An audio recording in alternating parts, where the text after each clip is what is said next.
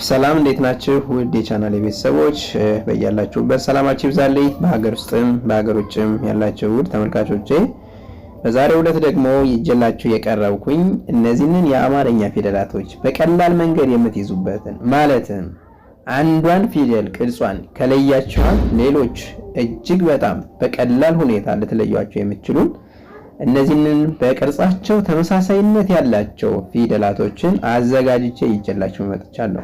ታዲያስ እናንተ የሚጠበቅባችሁ ምንድነው? እነዚህን ቪዲዮ እስከመጨረሻው መከታተል፣ ቪዲዮውን ደጋግማችሁ ማየት፣ እንዲሁም ደግሞ ይህንን መሰል ቪዲዮዎች ደጋግሞ እንዲደርሷችሁ ከፈለጋችሁ ቪዲዮውን ላይክ፣ ሼር እንዲሁም ሰብስክራይብ በማድረግ ይህንን ቻናል እንድትቀላቀሉት ለማለት እወዳለሁ። እነዚህን የአማርኛ ፊደላቶች ቀልጠፍ አድርጋችሁ አውቃችሁ ቅርጻቸውንና ድምጻቸውን ለይታችሁ በቀጣይ እንደማንኛውም ሰው ማንበብና መጻፍ እንድትችሉ ያግዛችሁ ዘንድ በማለት በተለያዩ ምክንያቶች በልዩ ልዩ ምክንያቶች የትምህርት ዕድል ላላገኛችሁ ነገር ግን ዛሬ ደግሞ የትምህርት ዕድል ባለማግኘታችሁ ለምትቆጩ ይህ ቪዲዮ ለእናንተ ነው ብዬ በማሰብ ነው ይህንን ትምህርት ያዘጋጀውላችሁ። ስለዚህ እናንተ እንዳጠቃላይ ይህንን ቪዲዮ እንድትከታተሉት ስል እጋብዛለሁ።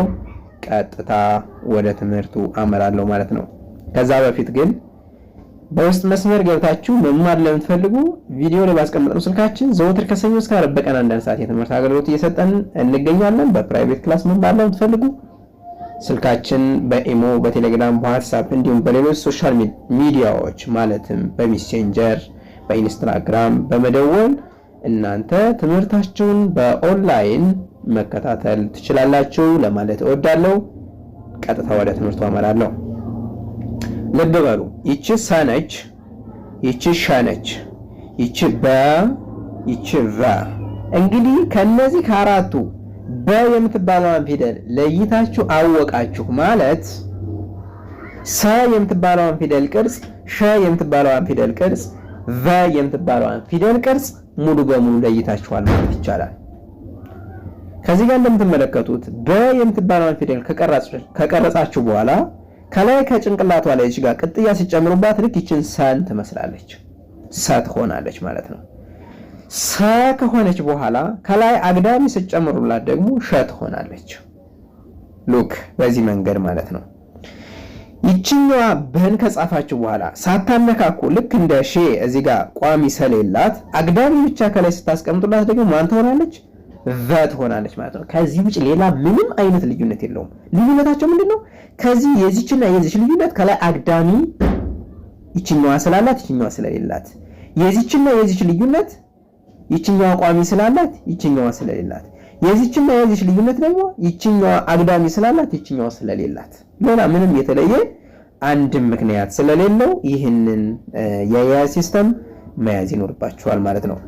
ለምሳሌ ስናነባቸው እነዚህ ሳ፣ ይቺ ሱ፣ ይቺ ሲ፣ ይቺ ሳ፣ ይቺ ሴ፣ ይቺ ስ፣ ይቺ ደግሞ ሶ ትባላለች። ስለዚህ እናንተ ይችንን ሰን ካወቃችኋት ሸን የማታውቁበት መንገድ ምንም ነገር የለም።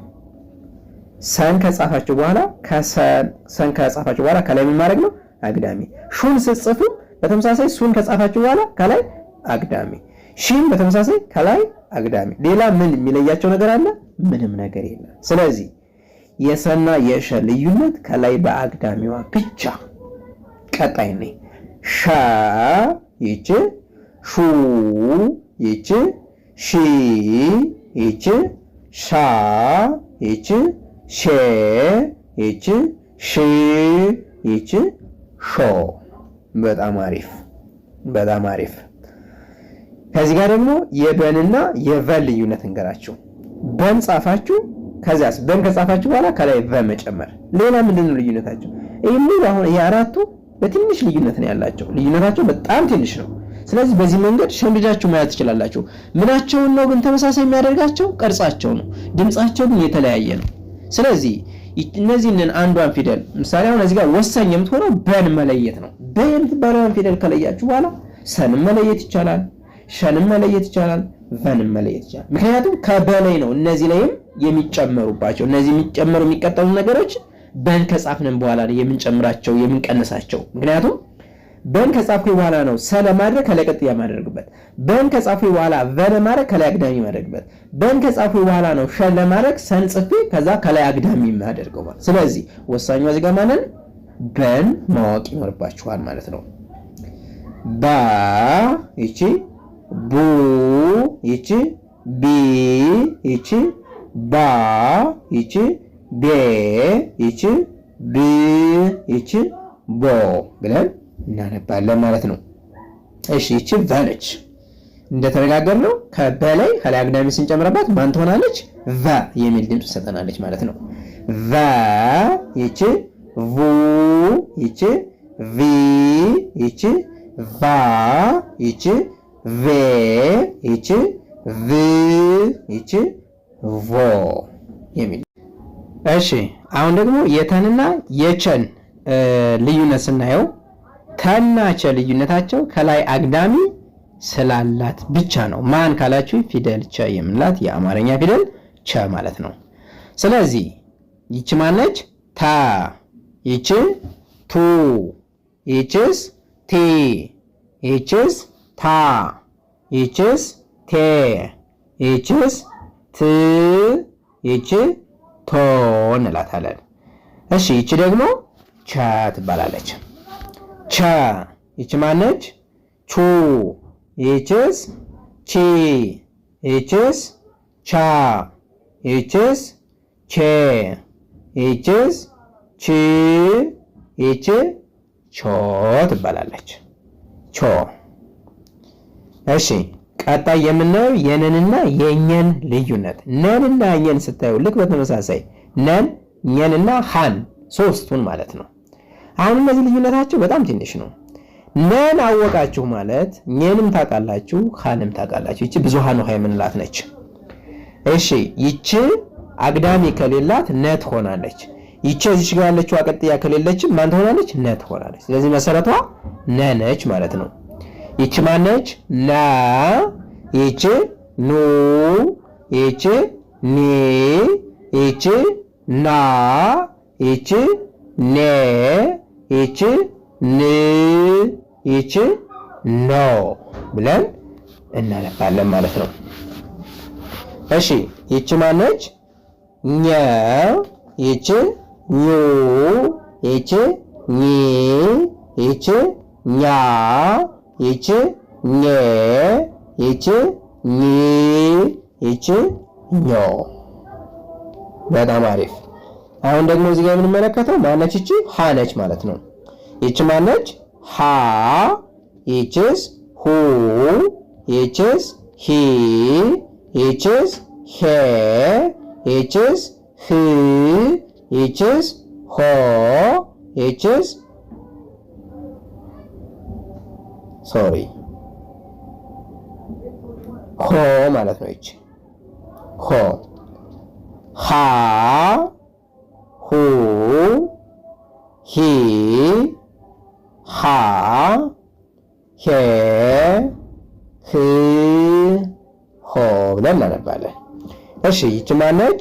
ከ ይቺስ ኩ ይቺስ ኪ ይቺስ ካ ይቺስ ኬ ይቺስ ክ ይቺስ ኮ ብለን እናነባለን ማለት ነው። እናነባለን። እሺ ከንና ኸን ደግሞ ልዩነታቸውን እንገራችሁ። ከ ማለት እና ኸ ማለት ተመሳሳይ ናቸው። ልዩነታቸው ከላይ አግዳሚ ስለተደረገበት ብቻ። እሺ ይቺ ኸ ትባላለች። ኸ ይቺ ሁ ይቺስ ሂ ይቺስ ሃ ይቺስ ሄ ይቺስ ህ ይቺስ ሆ ብለን እናነባለን ማለት ነው። እሺ ቀጣይ ዘንና ዠን ደግሞ አሁን ዘና ዠ ልዩነታቸው ዠ የምንላት ከላይ ግሯ ዘወር ዘወር ያለ ነው፣ ወደ ቀኝም ወደ ግራ። ዘ የምንላት ደግሞ ቀጥ ያለች ነች። ሌላ ምንም ልዩነት የላቸውም። ሌላ ልዩነታቸው እዚህ ዥና ዝ የምንላቸው ላይ ልክ እዚህ ጋር ዝም በተመሳሳይ ወደ ግራ በኩል ከላይ የዞረች ስለሆነች ከላይ መለየው ምን አደረግናት? ይችንን ዥ እንደምትባል ይችንን መለየው አደረግናት ማለት ነው፣ ከዚህ ጋር እንዳትመሳሰል። ስለዚህ ይች ማነች? ዛ፣ ይች ዙ፣ ይች ዚ፣ ይች ዛ፣ ይች ዜ፣ ይች ዝ፣ ይች ዞ ብለን እናነባለን ማለት ነው። እሺ ይች ማነች? ዣ፣ ዣ፣ ይችስ ዡ፣ ይችስ ዢ፣ ይችስ ዣ፣ ይችስ ዤ፣ ይችስ ዥ፣ ይችስ ዦ ብለን እናነባለን ማለት ነው። አሁን ደግሞ የደንና የጀን ልዩነት። ይች ማነች? ደ፣ ይችስ ጀ። ልዩነታቸው ምንድነው? ከላይ አግዳሚ ስለተጨመረባት ብቻ። ማን ካላችሁ ጀ የምንላት መሰረቷ ማነች? ደ። ደን ከጻፍን ጀን መጻፍ ቀላል ነው ማለት ነው። ስለዚህ ይች ማነች? ደ፣ ይችስ ዱ፣ ይችስ ዲ፣ ይችስ ዳ፣ ይችስ ዴ፣ ይችስ ድ፣ ይችስ ዶ ብለን እናነባለን ማለት ነው። እሺ ይች ማነች? ጀ፣ ይችስ ጁ፣ ይችስ ጂ፣ ይችስ ጃ፣ ይችስ ጄ፣ ይችስ ጂ፣ ይችስ ጆ ብለን እናነባለን ማለት ነው። እሺ እዚህ ጋር የምትመለከቷቸው ደግሞ ማንና ማን ናቸው? ጰና ጸ። ጰንና ጸን የምንለያቸው ጰ የምንላት ከላይ ምን አላት? ቋሚ አላት። ጸ የምንላት የላት። ልዩነታቸው ይህ ብቻ ነው። ሌላ ጹና ቁም ተመሳሳይ ናቸው። ጺና ጲም ተመሳሳይ ናቸው። ጳና ጻም ተመሳሳይ ናቸው። ጴና ጼም ተመሳሳይ ናቸው። ሁሉም ተመሳሳይ ይሆናል። ልዩነታቸው ምንድነው? ከላይ ከጭንቅላቷ ላይ ጰ የምንላት ፊደል ምን ስላላት? ቋሚ ስላላት። ስለዚህ ይች ማነች? ጰ ትባላለች። ይችኛዋስ ጸ ትባላለች። ጰ፣ ጱ፣ ጲ፣ ጳ፣ ጴ፣ ጵ፣ ጶ። ይችስ ማነች? ጸ። ጸ፣ ጹ፣ ጺ፣ ጻ፣ ጼ፣ ጽ፣ ጾ እንላለን። ከዚያ ቀጣይ ማን ይሆናል? የጠን የጨንና የሐመርሃን ልዩነት እንገራቸው። ጠ እና ጨ እንዲሁም ሐመርሃ መሰረቷ ጠ ትሆናለች። ጨ ለማድረግ ቀለበት ማድረግ ነው። ሐመርሃ ለማድረግ ደግሞ ከላይ ቀጥያ መጨመር ነው። መሰረቷ ማን ትሆናለች? ጠ ትሆናለች። ጠን አወቃችሁ ማለት ጨንም ሐመርሃንም ትለያታላችሁ ማለት ነው። እሺ ይች ማነች? ጠ። ይችስ ጨ። ይችስ ሐመርሃ። እሺ ሀ ምንላት ይችን ነው። ይችኛው ማነች? ጨ። ይችስ ጠ። ጠ። ይችስ ጡ። ይችስ ጢ። ይችስ ጣ። ይችስ ጤ። ይችስ ጥ። ይች ጦ። ይች ማነች? ጨ። ይችስ ጩ። ይችስ ጪ። ይችስ ጫ።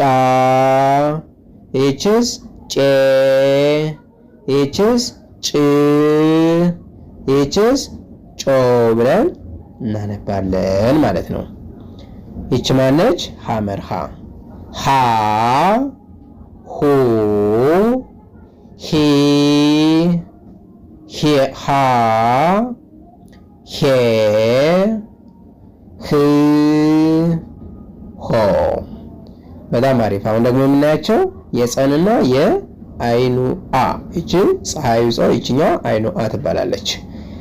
ጸና አ ልዩነታቸው ከመሃል ሰረዙ ብቻ ከመሃል ሰረዝ ብናነሳው አና ጻ ተመሳሳይ ይሆናሉ። ከመሃል ላይ ሰረዝ ብናደርግበት ጸና አ ተመሳሳይ ይሆናሉ ማለት ነው። ጻ ጹ ጺ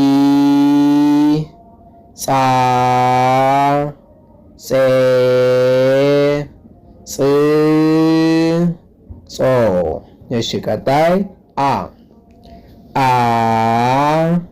ኡ ኢ አ ኤ እ ኦ። እንግዲህ ውድ ተመልካቾች ተመሳሳይ ፊደላቶችን በዚህ መንገድ አስቀምጬላችኋለሁ። እናንተ እየደጋገማችሁ በመመልከት በደንብ ልትለዩዋቸው ይገባል። ስለዚህ ዛሬ ቪዲዮአችን ከዚህ ላይ እናጠናቅቃለን። በሌላ ቪዲዮ እስከምንገናኝ መልካም ጊዜ